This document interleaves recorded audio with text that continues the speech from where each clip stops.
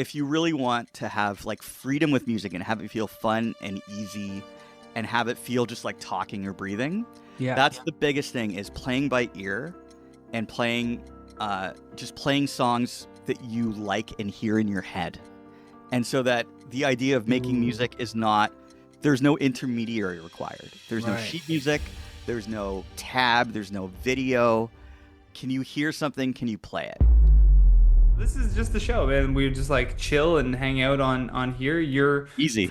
It's totally easy. You're from Yeah. the band Heavyweights brass band. Yeah. Um, were you part of like the founding members for the band, or did you join in? How did this Oh, come yeah, good together for question. you? I think it's been about half the journey of the band I've been on with, I'd Okay, say. cool. It's probably been about the last 7 years or so that I've probably been involved to some degree. Nice. It's hard, anytime that spans over the pandemic, it's hard to Right, yeah. associate, what meaning time has in that Yeah. world. Every Yeah. time someone says 2020 was 5 years ago, I'm like, what? Yeah, sure. Like, I guess that Yeah. wasn't 2015. Oh, goodness. I feel like we all kind of got stuck in 2020. Yeah, that's for sure. Um, I don't Yeah. know if Eric passed it on to you, but the theme of the show is a one word from the Yes. guest. So, Yeah. did a word come to mind for you when you Yeah. saw that question? Approximately 2 minutes ago, Okay. necessity is the mother of invention.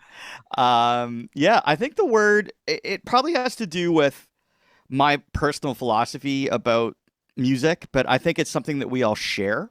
And I think that's why this band has been so great and why we've stuck together for so long and kept it going. I think the word is intention. Intention. I like that. Yeah, that anytime you're doing anything that you're sharing with people, I think intention is the thing that people that resonates with people, Yeah.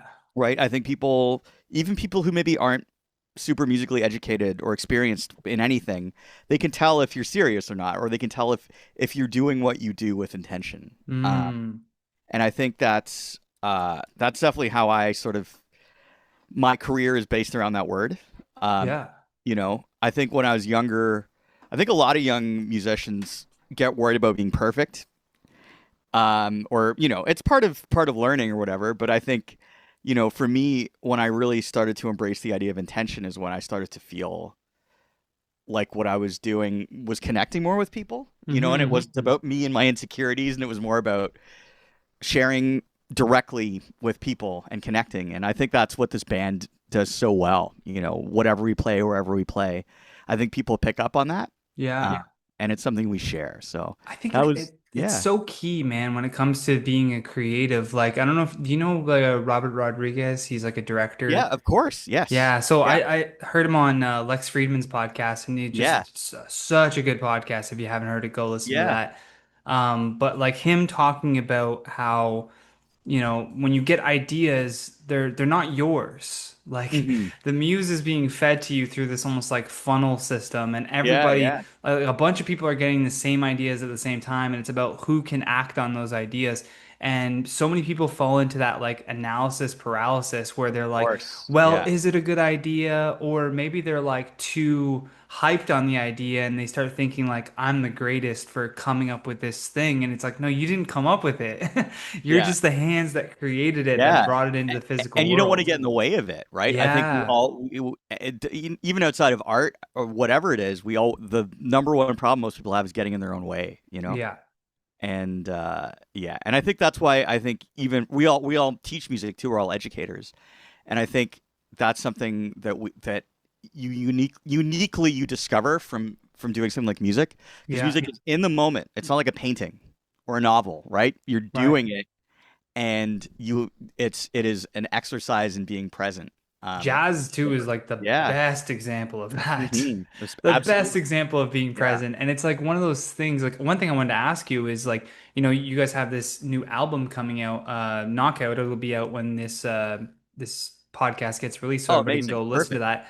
that. But like how do you capture that sort of like live feeling of seeing you guys and seeing all the instruments? do you have like a method that you kind of use to capture that in an album so that people can, obviously it's not going to be the same experience, but Yeah. as much of that as possible? Yeah, that's a great question. I mean, it's the eternal question, right? Yeah. With any of this stuff, especially with music like this. I mean, this music is music that is, comes, it's literally music played in the streets, right? So Hmm. how do you bottle something like that, right? And I think, there's a couple things we think about when we decide to make a record, which is like, you know, we try and write or compose or jam or however you want to do it with that in mind as a secondary thing. We Yeah. still always do everything we think about live. Everything is live. And the idea is we, just like we're saying about not getting in your own way, when we record, we just try and play it as authentically as we can. And, I think this record, believe it or not, we did it all over like 2 days. Oh, that's Um, awesome. and I don't think any song got played more than twice. Um, we were all mostly all in the same room, even. Oh, So that's even yeah, better. and so it forces you to just do it. And there's little studio tricks you can do to like tighten up certain things or whatever. But generally, we just hit record and played. Yeah. Um, and the other big thing that we did going into this record is we sort of officially moved up to becoming a six-piece band. Oh, cool. Yeah, so in the tradition that we come from, the New Orleans tradition, like you don't want a band smaller than 8 or 9 people playing this music, ideally, right? Bands like the Dirty Dozen Brass Band, Hot Eight Band, like all those bands are bigger bands, because that's, again, if you think about those parades, if you've ever been to New Orleans or checked out a Hmm. second line, there's no amplification. It's a ton of people making noise, but the logistics of that, as like just trying to make records and pay people and travel and all Yeah. of that, so. But we realized that going into this record, we wanted to have a six-piece, so we could write and perform and record all in the same way, so that we're not overdubbing, we're not, you know, taking anything away from just putting microphones in front of what we do. And I think Right. that comes across in this album, which I think is great, I love that. Yeah, Yeah. that's the one thing. Like, as a stand-up comedian, I'm so grateful that it's just me. Yes. Like, so much respect for bands because, like, I was talking to a country artist named Mark Taylor, and he was Okay. like explaining the process of like, I think it was Southwest Airlines. They started charging more for like carry-on bags, and Yep. he's like, Yep. you Yep. don't understand how this small like extra fee just radically shifted how Yeah. we tour because Yeah. he's like you might have a drummer and a bass player and like maybe you have a keyboard guy and then he has like all of his stuff and then you have amplifiers and all these Yeah. speakers that you have to like get onto the flight to because sometimes the venue you're going to isn't properly set up and you have to Absolutely. bring your own things and I was like oh man like I just had to show up like I'm so Yeah. grateful if there's even if there's not a microphone I'm like I'll just Yeah. project my voice I'll just yell. Well, it's funny you mention that, because that's the other thing that makes this band unique and also in many ways easy. It's acoustic music, right? Hmm. Like, sure, we'll play a venue and there'll be mics or whatever, but if there aren't, it's still the same show, Yeah, yeah, right? yeah. It's like we can literally be anywhere and just play, Yeah. Wow. and I think honestly that's helped us a lot more so, because we'll when we tour or do shows, and a lot of what we do sometimes is we'll do a wedding or a corporate event or something, where we're getting paid. And Hmm. what's great is what makes it really easy to book us. Like, oh, what are your technical requirements? And we'll be like, none. Like, A corner where to do you want to play in. set up? Do you need a Yeah, stage? yeah, yeah. No, you know? Yeah. And I think that is what makes it so cool. It makes it this kind of guerrilla kind of thing. Even speaking of the pandemic, a lot of what led to this record in many ways is that we started playing outside again. You know, we started Mm-hmm. busking, and it was completely by mistake. We were at the West Toronto Rail Path, and we wanted to shoot a music video outside. And we were literally just like playing along and filming or something. I can't remember what it was, something really simple, or maybe rehearsing. Back when you could only do things outside. And then that turned into a crowd. It turned into a show. And then it turned into a thing we did every week for like Wow. well over a year. Yeah, So, I remember walking yeah. down Queen West. and there was like I wish I knew who it was. Yeah. But there were these guys that would come out onto their balcony. They had an apartment together. Amazing. This Yeah. brass band, they had an apartment together, and they would come Okay. out on their balconies and play, and they would be in the different windows Oh as yeah. people are walking by. And I'm like, man, Yeah. this is why I love that like Toronto so much, and Yeah. like Yeah. big cities in general. Like it's just alive, you know? Like that's where Mhm. all the artists want to be is like in the Yeah. city and like together in that environment. I wanted to ask you, is there a track on the record that like is special for you or something that like meant a lot or you just really enjoyed like something specifically that maybe people listening to this can latch onto and hear a little bit about the behind the scenes? Yeah, I could tell you some stories for sure. You know, I think this album, what I'm really proud of is, a lot of us ended up writing on it. I think four of the six of us have at least two or three tunes on here. Um, and so, when we're bringing stuff for the band, because it's hard to rehearse, it's hard to get together, you know, we often will just present an idea or present Mm. the chart and be like, okay, guys, let's play it. What do you think? We'll workshop it. And so it's this kind of very collaborative thing where everyone's bringing in their ideas. We play them. We say how we feel. We come back in a week. And for me, this is kind of the only group musically where I'm doing any kind of writing or composing. So yeah, it's been fun. And, even what's funny is like the first track, um, North Philly's Finest, I'm a huge Raptors fan. And North Philly's Finest was a reference to Kyle Lowry, Oh, who's like the nice, leader of nice. that championship team.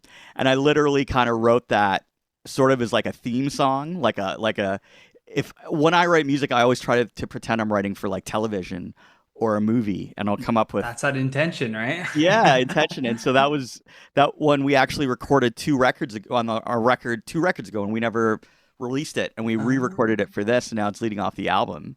It's crazy to think that we're almost at the 6 year anniversary of that too, which is crazy, wow. of that amazing summer. So it's kind Oh of it yeah, takes me that back to that amazing time. And we didn't know that was right before the pandemic too. Like I'm so glad we all got to have that amazing summer long party when that was going yeah, on. I mean, You what a know? time for them to win and Yes. that the Oh, city was just buzzing. I remember like leading up to like the finals, you'd walk like, up Young Street and you'd see like hmm. crowds of people just like huddled outside of like a St. Louis Yes. staring through the Yes. window trying to catch the score. Like everybody just seemed to be like so Yeah. into basketball Well, just and because they it were was a so far. hilarious time for musicians because we'd always be playing when those games are going Oh, on, right, right? yeah. Well, stand-up And comedy, right? I'd be trying to do a yeah, gig and same there's no thing. one there. And we had some great ones. I had some great memories of sometimes the bride and groom embraced it, Yeah. and they would like rent a projector and put the game on at That's their own wedding. hilarious. And it so happened that pretty much almost every gig that we played that lined up with the game, they won. So it just made whatever celebration that we were part of, Yeah, you get to be that the much. celebration Oh music. yeah, Like it was that's awesome. so great. Yeah, I love that. it's one of those things, right? Like music, it helps you when you're through your lows, and it accentuates the highs. Wow, It's a yeah. privilege to do that. We've like Yeah. kind of touched on like some examples of like the your intention in your music and what the heavyweights bring. Hmm. But if someone's never seen you live before, like how would you describe like a heavyweights brass band show? Oh, great question. Um, Do it in well, 3 words. No, I'm just yeah. kidding. Well, just get ready to move. Yeah. Step one. you know, get ready. It's just like I would describe it as like a physical, it's a visceral thing, right? Like the way we play and what we play, it hits you, right? It's not background music, right? Yeah. And I think people that's what we love about it is sometimes we'll be playing in an empty bar, and next thing we know we blink and then everyone's up and moving. And in a weird way, I think because it's instrumental music, there's like less of that desire to be like, oh, what's the song about? Like, what are the words? It's just like, okay, it's a soundtrack to a party, right? Yeah. And I think that's how I best describe it is that like you bring what you need to bring to it, and we're just here to like the sound, yeah, be the soundtrack to it, Yeah. And again, not get in the way. I think what I also love about being in a band that's like really experienced like this is, all our music is mostly, we have it in our heads. We have all of our tunes ready to go. We can always switch gears or say, oh yeah, what do you think they're gonna want now? Or we were gonna play that slow song, but let's wait till later. So Hmm. yeah, that's Oh, that's that's how I so describe cool. it. That's Yeah. fun too that you guys can kind of like improv in those moments of being like, okay, let's, go to this one instead of that one, or just based Yeah. on like what's happening in the room. And I think that's again coming back to the tradition in New Orleans, right? Like Yeah. that's I got to go down there for the first time actually in October with my family, and it was really cool to see, again how loose it is and how just like, yep, whoever's showing up is playing on this spot today, and we all know the same whatever 100 tunes, so we'll just call them as we go, and Yeah. someone wants to hear this song, and sure, we sort of know it. Let's play it. Let's try it out. Yeah. So I Oh, think that's I think fun. people respond to that. People respond to like sort of seeing how the sausage is made a little bit in terms of it not being this like show as much as Yeah, yeah. You're like, and now for this song, it's not like there's a yeah, set list really per se. yes, Now, you exactly. you did mention that like obviously innately there is a lot of influence from New Orleans, but my question is like, how has the Toronto music scene shaped, the way that Yeah, you guys do music? that's a great question, and I think that's like where I would say, yeah, we're not trying to copy something about like from a place that we're not. We're inspired Hmm. by it, and we've absorbed it as best we can and as respectfully as we can. But I think the other thing that makes this band really fun, especially when we write or some of the covers we choose, is like we are definitely representing just who we are outside of this tradition. Yeah. um, especially I know myself and Lowell the drummer, like we're rock guys. So, believe it or not, we'll do like Soundgarden tunes, we'll do Black Hole Sun. We've done War Oh, that's Pigs. We've done, so yeah. good. Uh, Black we Hole Sun and War Pigs, that'd Yeah, be and believe it or crazy. not, we've pulled it off a few times at the Cameron. We're still kind of like getting it I ready love the for bigger Camerons. shows. Yeah, that's where we cut our teeth a lot, Nice. with I just probably getting a have chance seen to you guys play. perform and just didn't even because I Yeah, used I to go to mean, Cameron House all the time, yeah, man. probably a few drinks in, as Yeah, you yeah, do. yeah. I'm just Yeah, like jamming. I love but that yeah, we place. were Sorry. Lateralis by Tool. K, our Okay. trumpet player, like did a note for note version of it where they lifted everything, and Yeah. so that's one of those things where you're not necessarily going to expect that Hmm. um, when you hear this stuff or see a brass band, but that's the other thing is one of the tunes I wrote on the album was inspired by like acid jazz, like UK stuff that I grew up in the 90s, Yeah. hip hop, like all of it, and I think what's cool is because we're all full-time musicians, to make a living just to play, you have to play a gazillion different styles, Yeah. right? And so that works its way back when you're writing of having all this to draw on, not just one thing or one tradition. I think that really helps. I like to refer to it as, and I'm sure someone else has said this too, but Mhm. like cross-pollinating ideas. Absolutely. Of Yeah. just like, you have all of these influences and those influences are going to create something new. And that's like really the only way that you can engineer a new sound is like by combining all of these different influences together. Have you guys ever collaborated with like anyone else that was like cool for you, or have you guys ever dabbled into like, let's work with this Oh, vocalist yeah, for certain absolutely. things? Absolutely. I Yeah. wasn't sure if So it was just instrumental or. no, the last two records I was part of, partly just logistically, we decided to keep it, like with The us. band, yeah. But yeah, but two records that I'm really proud of. These were recorded before I joined the band, but I was a fan of these albums. So Brastronomical and This City, which were the two records prior to our last two records, were tons of amazing guests. So This City was actually recorded in New Orleans. Oh, amazing. Yeah, and so they had tons of amazing guests like Ashlyn Parker, who's like an amazing trumpet player down there. Guys from the Treme Brass Band, and Jackie Richardson, who's an incredible singer from here, who comes from the gospel soul tradition. We recorded a song called "This City" by Steve Earle, and that was amazing working with her. on the record prior to that, we worked with Jay Douglas, who is, if you're looking to interview someone, he's a local legend. He's Look it originally from up. Jamaica, but he came here. They actually just released a documentary about Oh, him, cool. that I think was at TIFF, and Yeah, well, he's put me in basically touch, the man. Canadian. I talk to everybody.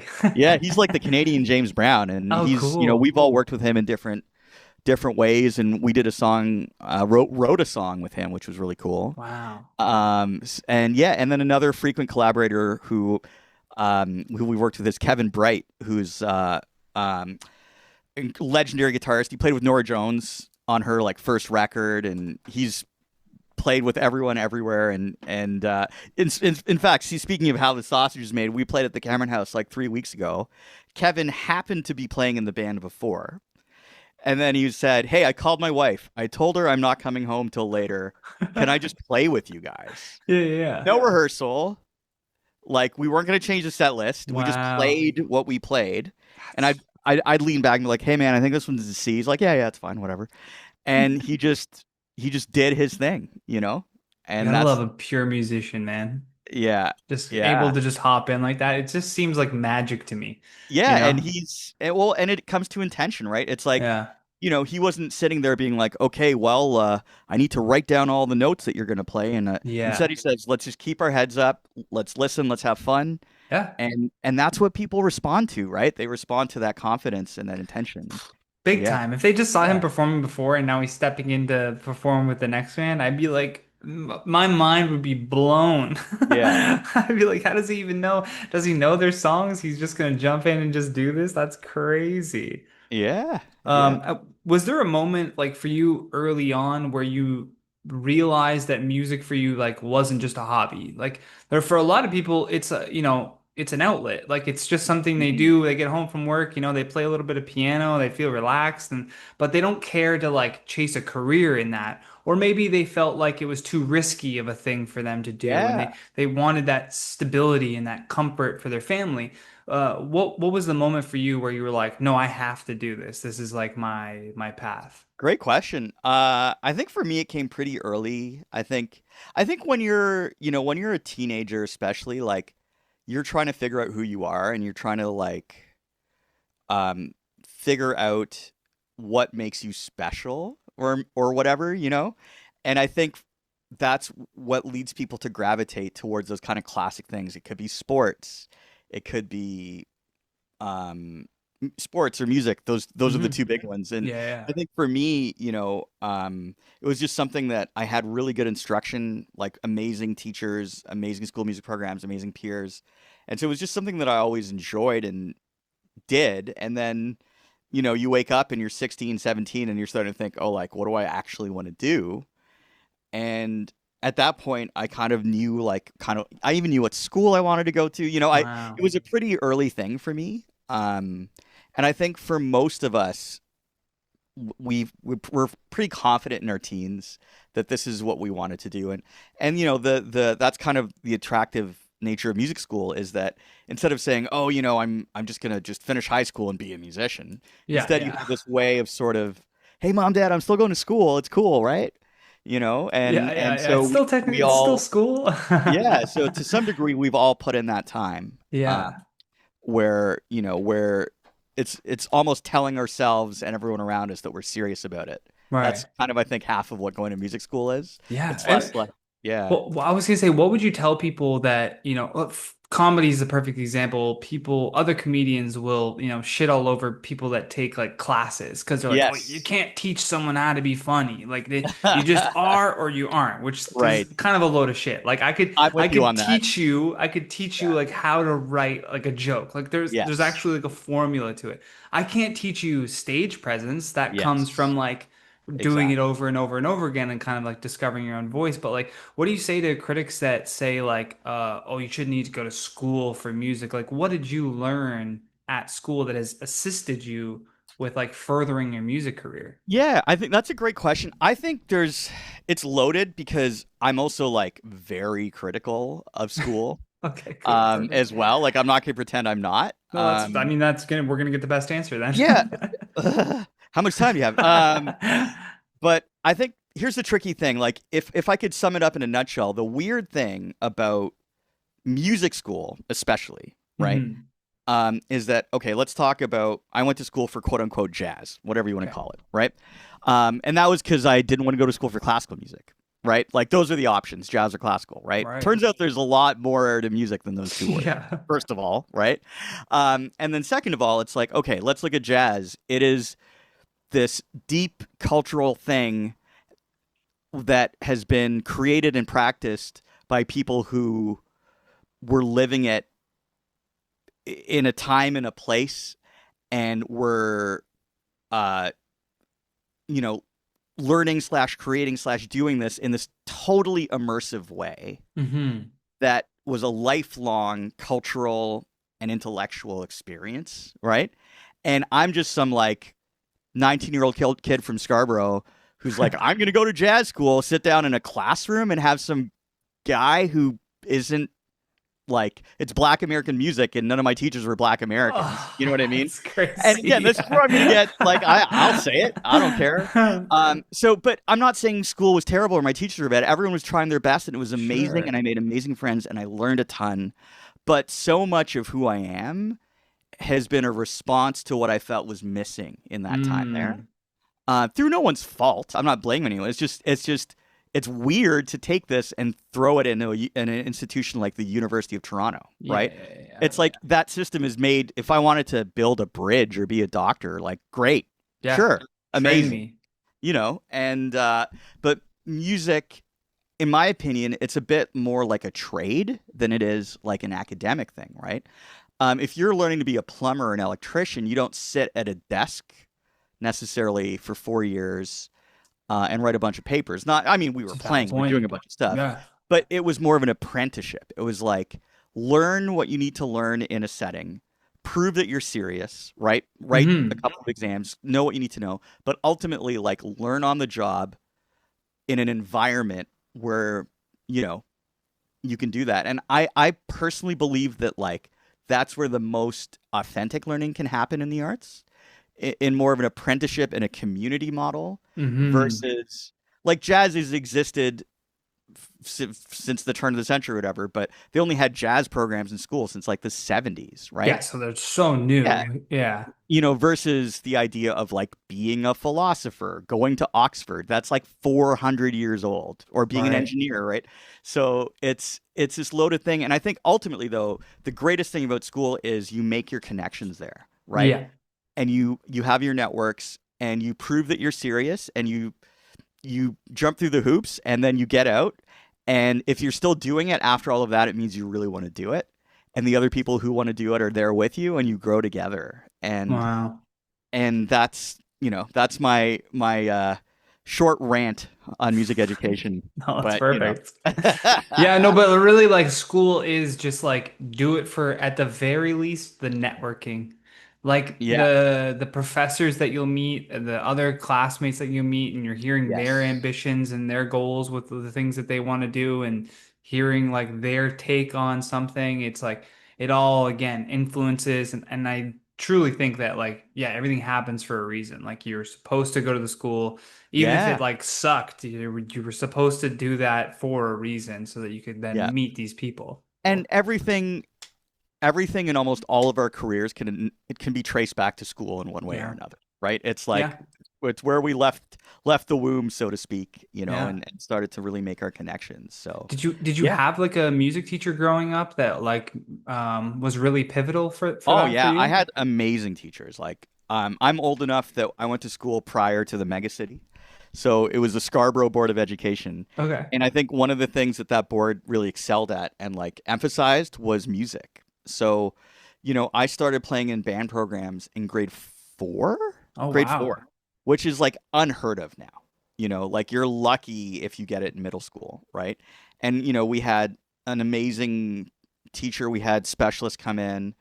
By the time I was in middle school, I was getting to do private lessons.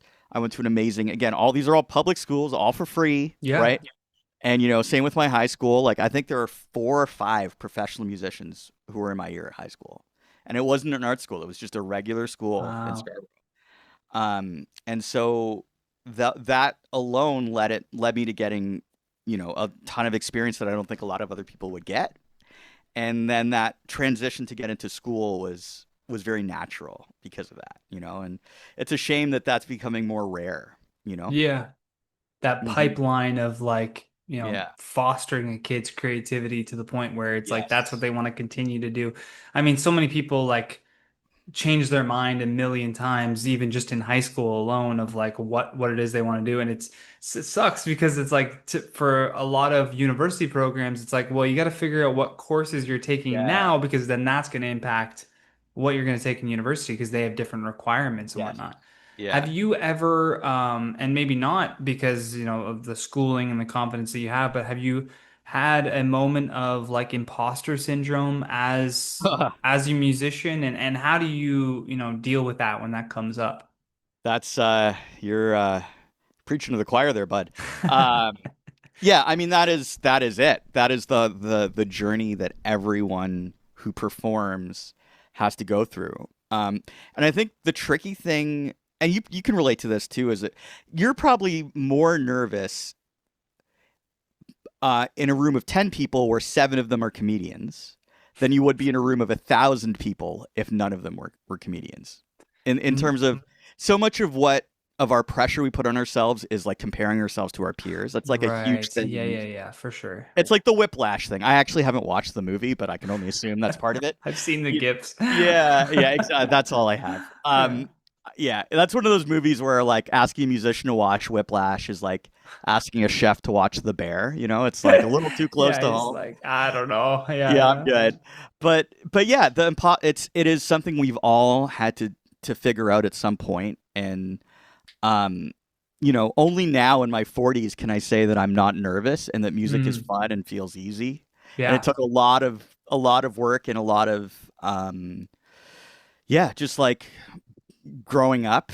But it is such a thing. I think that's why most people probably sadly like stop doing it is they Yeah. they feel like, oh, I'm not good enough. Oh, that person can do A, B, C, or D, and I can't do it. And it's often the people that are the most talented and sound the best are the ones that are the most critical and end Yeah. up not playing or giving up, which is a shame.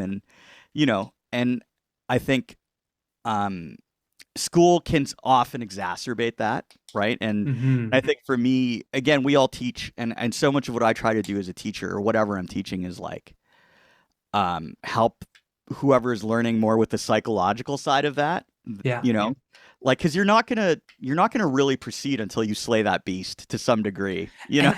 And I honestly Yeah, think that it's not even a beast that needs to be slayed. I think it's yeah, a reframing issue. yes, I think absolutely. a lot of people interpret it like I'm not good enough compared to X, Y, or Z person because they're Hmm. doing all of this now.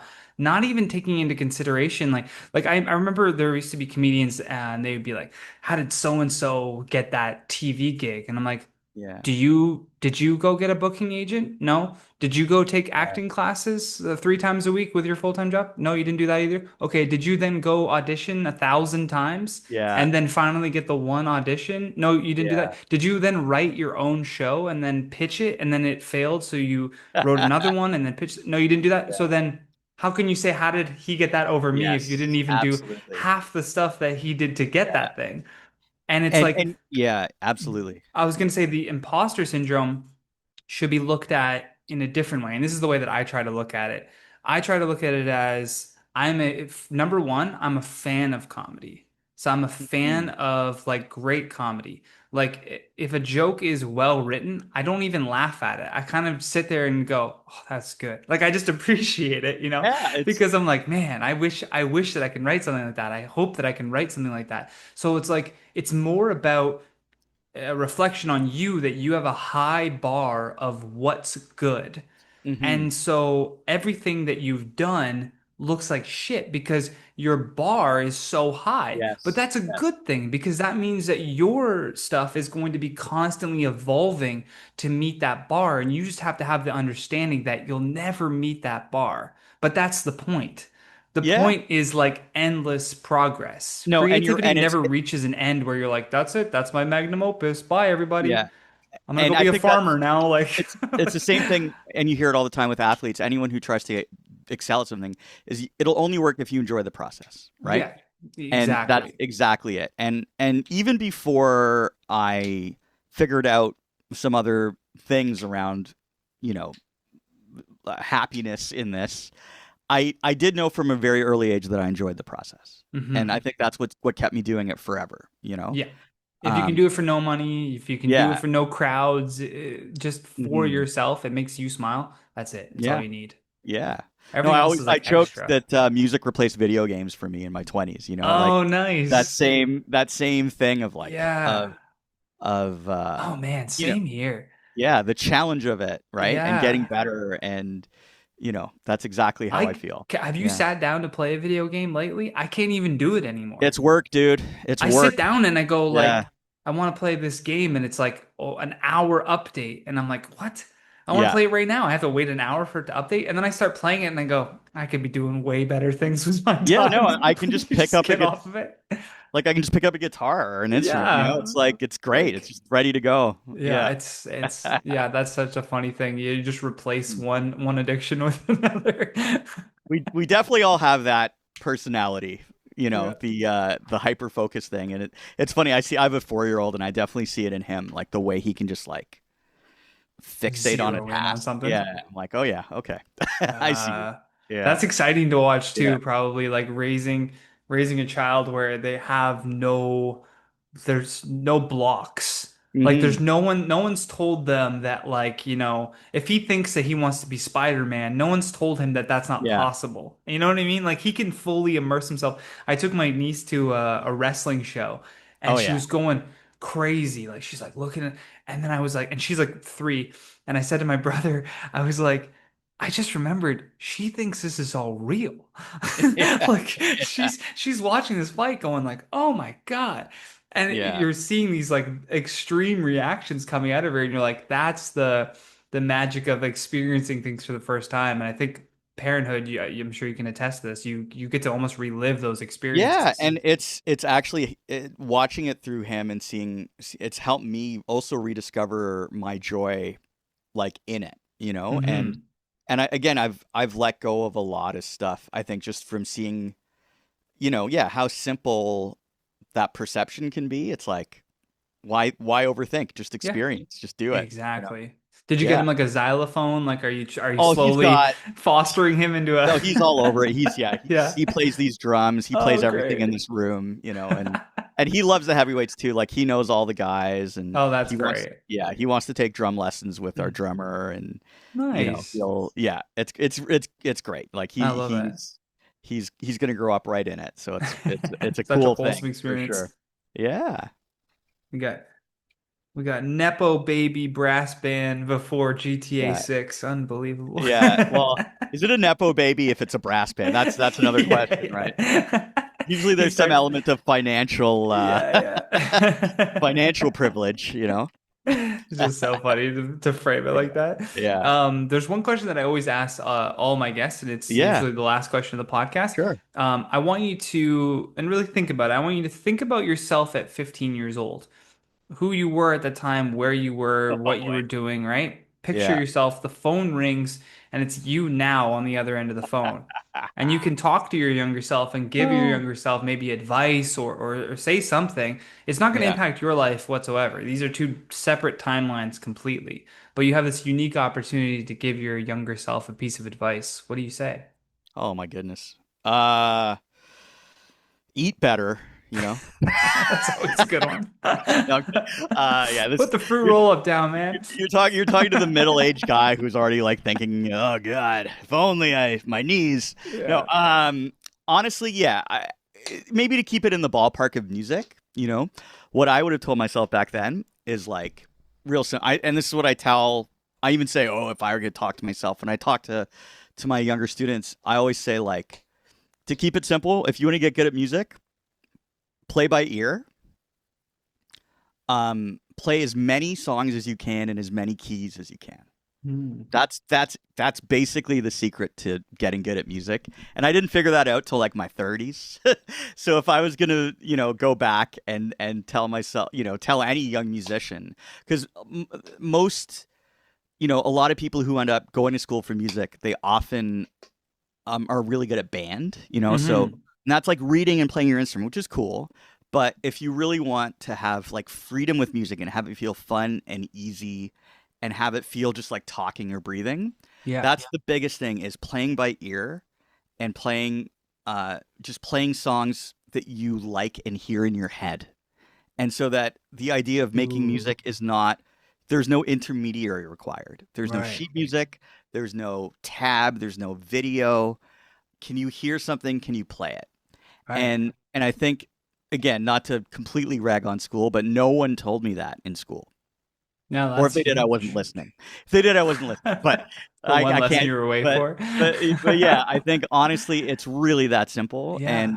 And just like you said, like the idea of like comedy is not that hard. It's just this process. I would argue that music's not that hard, and the process is primarily can you Yeah. play what you hear?